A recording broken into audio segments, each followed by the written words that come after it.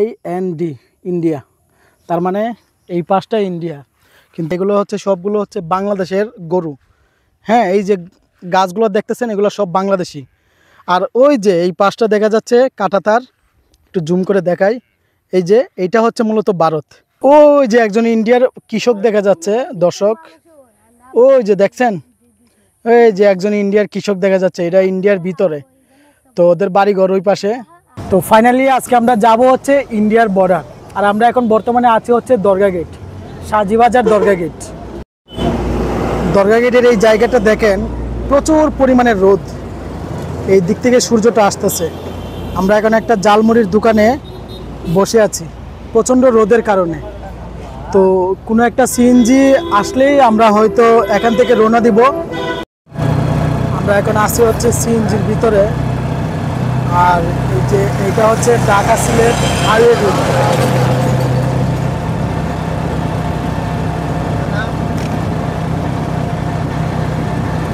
এই হচ্ছে শাহপুরের ঐতিহ্যবাহী সবুজ মসজিদ, কোয়ার্টার মসজিদ, সরকারি মসজিদ। এই জায়গাটা মোটামুটি কম বেশি সবাই চিনে। এই কারেন্টের খুঁটি যে পর্যন্ত আছে রাস্তার পাশে, কারেন্টের খুঁটি পর্যন্ত এই রাস্তাগুলো উন্নয়ন করা হবে, প্রায় 6 লেনের রাস্তা করণীয় হবে খুব শীঘ্রই।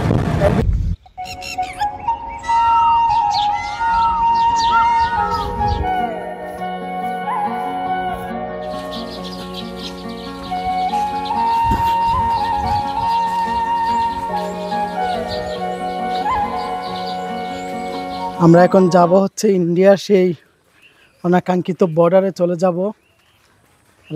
এই হচ্ছে বাংলাদেশের বাড়িঘর, মনতলার শ্রীদিরপুর। আর আমাদের সঙ্গে আছে হচ্ছে 2 জন, সাকিব আর হচ্ছে আমাদের এক ছোট ভাই, ও আমাদের হচ্ছে গাইড করে নিয়ে যাবে আর কি। জায়গাটা খুবই সুন্দর। এই যে দুনো পাশে দেখতে পারতেছেন বাংলাদেশের বাড়িঘর, এগুলা হচ্ছে মাটির ওয়ালগুলো বিশেষ করে খুব সুন্দর লাগে। আর এই হচ্ছে বাংলাদেশি গরু, দুই পাশেই বাঁশ এবং বাংলাদেশি বাড়িঘর।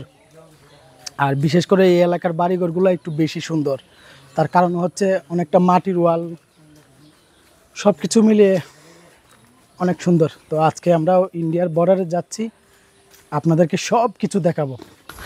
এই এলাকাগুলো ইন্ডিয়ার বর্ডার সাইড হওয়ার কারণে আসলে প্রশাসনের নজরদারি খুব একটা কম, যেই কারণে রাস্তাঘাট অতটা উন্নয়ন না। এলাকার মানুষই মূলত এই এলাকাগুলা বালু পাথর দিয়ে রাস্তাঘাটগুলো তৈরি করে থাকে। সরকার শুধু ঢাকার দিকে নজর দেয়, ঢাকার উন্নয়ন করে, কিন্তু গ্রামের দিকে খুব একটা বেশি নজরদারি করে না। এই যে বন্ধুরা, এই হচ্ছে এখানে একটা পিলার দেওয়া আছে, সীমান্ত পিলার। 1985 সালে এই পিলারটা দিছে, ঠিক আছে। এই যে 1985 সালে এই পিলারটা দিছে 4S, পিলার নাম্বার 4, এই বাংলা, এখানে লেখা আছে বাংলা, তার মানে এটা হচ্ছে এই সাইডটা হচ্ছে বাংলাদেশ। আর এই যে মাঠটা দেখা যাচ্ছে, এরপর হচ্ছে কাঁটাতার। এই পাশটা একটু দেখেন, এই যে এই পাশটাও লেখা আছে 1985 4S, 4 number pillar, IND India, তার মানে এই পাশটা ইন্ডিয়া। কিন্তু আমি যতটুকু জানি পিলারটা বাংলাদেশের সীমানায় দেওয়া থাকে। আর ওই যে কাঁটাতারের যে বেড়াটা দেখা যাচ্ছে, ওই পাশ 150 গজ, অর্থাৎ যেই জায়গায় কাঁটাতার থাকবে এই কাঁটাতারের 150 গজ ইপারে হচ্ছে ইন্ডিয়া। কিন্তু এইটা পিলারটা ইন্ডিয়ার এরকম অনেক ইতিহাস আছে, যারা আসলে রাতার আধারে ওরা পিলার বাংলাদেশে দিয়ে যায়, কারণ বাংলাদেশ তো তখন এত প্রশাসন ছিল না, যেই কারণে। যাই হোক,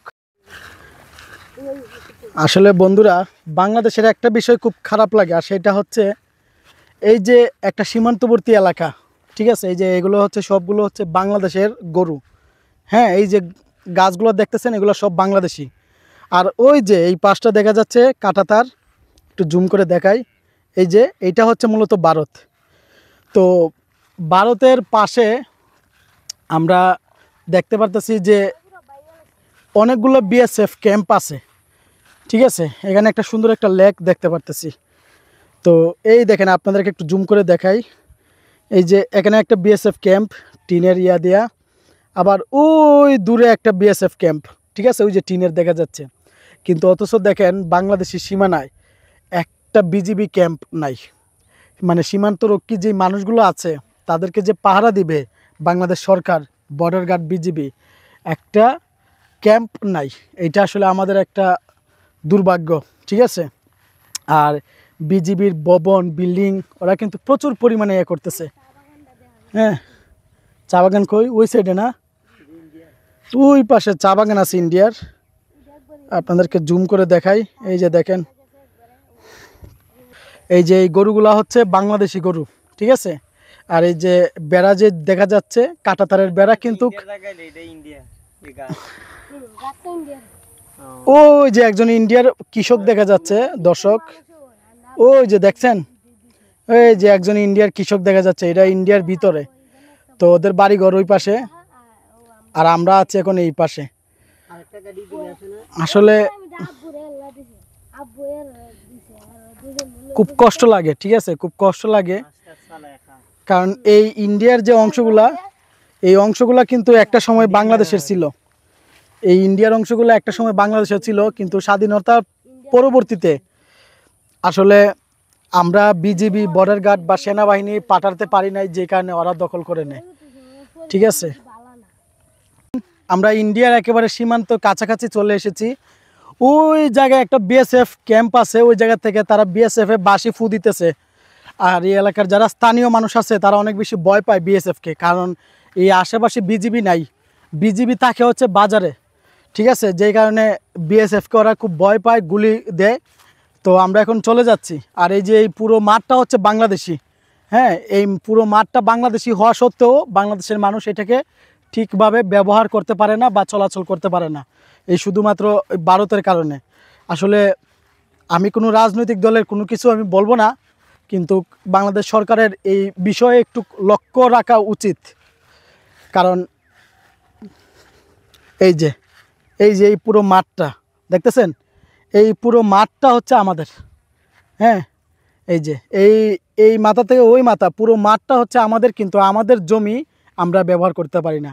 এই যে এখানে হাজার হাজার বাংলাদেশিরা তাদের গরু নিয়ে আসছে, কিন্তু তারা তাদের গরু রাখতে গিয়ে অনেকেই কিন্তু এখানে থাকতে পারে না। এই যে গরু মাঠে দিয়ে, এই যে তারকাটা সীমান্তের পাশে একজন গরু দিয়ে তারা কিন্তু ওই ওই জায়গায়, ওই যে গাছ দেখা যাচ্ছে, ওই গাছের এখানে দেখেন অনেকেই বসে আছে শুধুমাত্র বিএসএফের আতঙ্কে।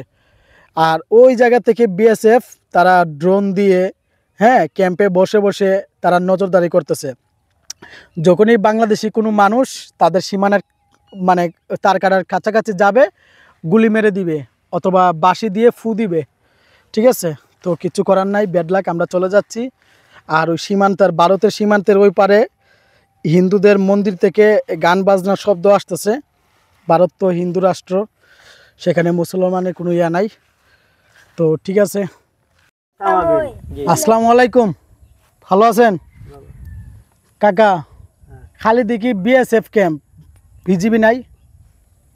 আছে বিজিবি ক্যাম্পে। ও